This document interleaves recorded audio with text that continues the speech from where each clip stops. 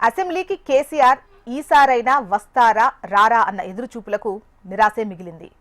కేసీఆర్ లేకుండానే శాసనసభ జరిగింది. కేసీఆర్ వస్తే సభ మరో రేంజ్ లో ఉండేదని, అధికార ప్రతిపక్షాల మధ్య చర్చ హోరాహోరీగా జరిగేదనే అభిప్రాయాలు వ్యక్తమయ్యాయి. కృష్ణా జలాల వాటా, పాలమూరు ప్రాజెక్టు విషయంలో ఎవరు చెప్పేది నిజమో తేలేదని రాజకీయ పరిజ్ఞానులు అనుకున్నారు.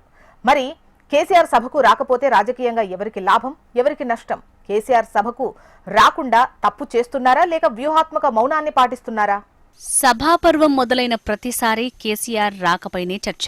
ఈసారైనా సార్ వస్తారా, చర్చలో పాల్గొంటారా అన్న సందేహాలు. మళ్లీ ఊరించి ఉసూరుమనిపించేలా కేసీఆర్ వ్యవహారం. తొలి రోజు సంతకం పెట్టి రామ్ రామ్ చెప్పిన గులాబీ బాస్. కేసీఆర్ యాబ్సెంట్ ఆ పార్టీకి రాజకీయంగా లాభమా నష్టమా? ప్రతిపక్ష పార్టీది, ప్రతిపక్ష నేతది కీ రోల్ ఉంటుంది రాష్ట్రంలో. ప్రభుత్వ ప్రజా వ్యతిరేక విధానాలను, ప్రజా సమస్యలపై ఎప్పటికప్పుడు అధికార పక్షాన్ని నిలదీస్తూ తగిన సూచనలు చేయటం అపోజిషన్ బాధ్యత. అందున 10 ఏళ్లు సీఎంగా చేసిన వ్యక్తి ప్రతిపక్ష నేతగా ఉంటే ఆ బాధ్యత ఇంకాస్త ఎక్కువ ఉంటుంది. అయితే తెలంగాణలో ప్రతిపక్ష పార్టీగా బీఆర్ఎస్ యాక్టివ్ రోలే పోషిస్తున్నప్పటికీ విపక్ష నేతగా కేసీఆర్ బయటికి రాకపోవటమే ఇప్పుడు పొలిటికల్ చర్చకు కారణమవుతోంది. ప్రభుత్వాన్ని ఎక్కడికక్కడ ఎండగడతామని, స్వయంగా తానే రంగంలోకి దిగుతానని ప్రతిసారి కేసీఆర్ చెప్పడం మళ్లీ కనుమరుగు కావటం ఆ పార్టీ నేతలనే కాస్త విస్మయానికి గురిచేస్తోంది. ప్రస్తుతం జరుగుతున్న అసెంబ్లీ సమావేశాలకు కేసీఆర్ హాజరుపై ఎక్కడలేని చర్చ జరిగింది. సభ స్టార్ట్ అయ్యే 2 రోజుల ముందు బీఆర్ఎస్ ఎల్పీ సమావేశంలో పాల్గొన్న గులాబీ బాస్ కృష్ణా జిల్లాలో తెలంగాణకు జరుగుతున్న అన్యాయం, పాలమూరు ప్రాజెక్టు నిర్లక్ష్యానికి గురికావడంపై ప్రభుత్వాన్ని ప్రశ్నిస్తామని, స్వయంగా తానే ప్రజా పోరాటాల్లో పాల్గొంటానని చెప్పారు. దీంతో ఈసారి అసెంబ్లీకి కేసీఆర్ హాజరవుతారని, వివిధ అంశాలపై చర్చతో సభ మరింత హాట్గా సాగే ఛాన్స్ ఉందని అంతా అనుకున్నారు. అసెంబ్లీలో సీఎం వర్సెస్ మాజీ సీఎం మధ్య మాటల యుద్ధం చూడబోతున్నామని, కృష్ణా వాటాలో ఎవరు చెప్పేది కరెక్ట్, పాలమూరు ప్రాజెక్టును జూరాల నుంచి శ్రీశైలానికి ఎందుకు తరలించాల్సి వచ్చిందో స్పష్టమవుతుందన్న వాదనలు వినిపించాయి. కానీ ఎప్పట్లాగే ఊరించి నిరాశకు గురిచేశారు కేసీఆర్. సభకు కేసీఆర్ హాజరు కాకపోగా ఏకంగా బీఆర్ఎస్ పార్టీ అసెంబ్లీ నుంచి వాకౌట్ అయింది. ప్రతిపక్ష లీడర్ కేసీఆర్ నేతృత్వంలో ప్రజా సమస్యలపై అసెంబ్లీలో అర్థవంతమైన చర్చ జరుగుతుందని, మాజీ సీఎంను ఎదుర్కోవటం కాంగ్రెస్ పార్టీకి పెద్ద సవాలే అన్న అభిప్రాయాలు వ్యక్తమయ్యాయి. కానీ గులాబీ బాస్ మాత్రం ఈసారి కూడా మొహం అలా చూపించి ఇలా వెళ్లారు. దీనిపై సొంత పార్టీలోనే భిన్న అభిప్రాయాలు వ్యక్తమవుతున్నాయి. ప్రజా సమస్యలపై పోరాటం చేస్తేనే కదా పార్టీ బలోపేతమయ్యేది, ప్రజలకు మన పార్టీపై విశ్వాసం పెరిగేది. సభకు రాకుండా, సర్కార్ను నిలదీయకుండా ప్రజల మన్ననలను పొందటం సాధ్యమా అన్న వాదనలు వినిపిస్తున్నాయి.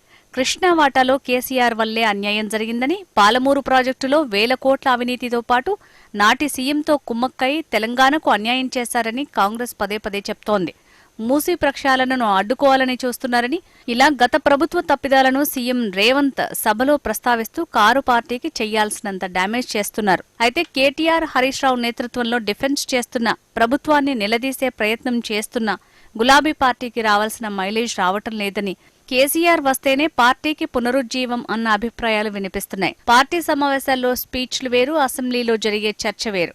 ఇక్కడ అధికార ప్రతిపక్షాలు ఎదురెదురుగా ఉంటారు కాబట్టి ఎవరు చెప్పేది నిజమో, ఎవరి వాదన ఏంటో ప్రజలకు ఓ క్లారిటీ వస్తుంది.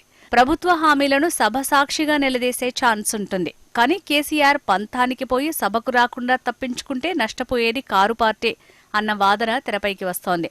అందరూ అన్నట్టు కేసీఆర్ అసెంబ్లీకి వచ్చి ధీటుగా చర్చల్లో పాల్గొంటే అధికార పక్షం డిఫెన్స్లో పడేదని, గులాబీ పార్టీ బలోపేతానికి అడుగులు పడేవన్న చర్చ జరుగుతోంది. అయితే కేసీఆర్ మౌనం వెనుక రాజకీయ వ్యూహం దాగి ఉందన్న మరో వాదన కూడా వినిపిస్తోంది. స్వయంగా ప్రజలే సర్కార్ వైఫల్యాలను గమనిస్తున్నారని, బీఆర్ఎస్ ప్రభుత్వం లేకపోతే తెలంగాణకు జరిగే నష్టమేంటో బేరీజు వేసుకుంటారని కేసీఆర్ భావిస్తున్నట్టు తెలుస్తోంది. మూసీ సుందరీకరణపై చర్చ సమయంలో బీఆర్ఎస్ పార్టీ నాయకులపై ముఖ్యమంత్రి రేవంత్ కళ్లల్లో విషం పెట్టుకుని చూస్తున్నారని అనడంతో బీఆర్ఎస్ శాసనసభకు వెళ్లొద్దని నిర్ణయం తీసుకుంది. శాసనసభకి హాజరు కాకపోతే రాష్ట్రంలో రైతులు, మహిళలు, ఆటో కార్మికులు, గురుకులాలు ఇలా వివిధ వర్గాలకు చెందిన వారి సమస్యలపై ప్రభుత్వాన్ని ఎలా బీఆర్ఎస్ ప్రశ్నిస్తుంది అని నేతలు చర్చించుకుంటున్నారు. శాసనసభలోనే బీఆర్ఎస్ సభ్యులు ఉండి ప్రజల పక్షాన సమస్యలపై ప్రశ్నిస్తే బీఆర్ఎస్ కి ఇంకా మైలేజ్ వచ్చే అవకాశం ఉందన్న అభిప్రాయాలు వ్యక్తమవుతున్నాయి. శాసనసభకి బీఆర్ఎస్ ఈ సెషన్ మొత్తం వెళ్లొద్దని నిర్ణయం తీసుకోవటం పట్ల బీఆర్ఎస్ కే నష్టం జరుగుతుందని అభిప్రాయాలు వ్యక్తమవుతున్నాయి. అధికార పార్టీని ఇరకాటంలో పెట్టి రాష్ట్రంలో ఉన్న చాలా సమస్యలపై ప్రభుత్వాన్ని ప్రశ్నిస్తే ఇంకా బీఆర్ఎస్ పార్టీకి మైలేజ్ వచ్చే అవకాశం ఉందని చర్చించుకుంటున్నారు. బీఆర్ఎస్ పార్టీకే ఎక్కువ నష్టం జరిగే అవకాశం ఉంటుందని రాజకీయ విశ్లేషకులు అభిప్రాయపడుతున్నారు.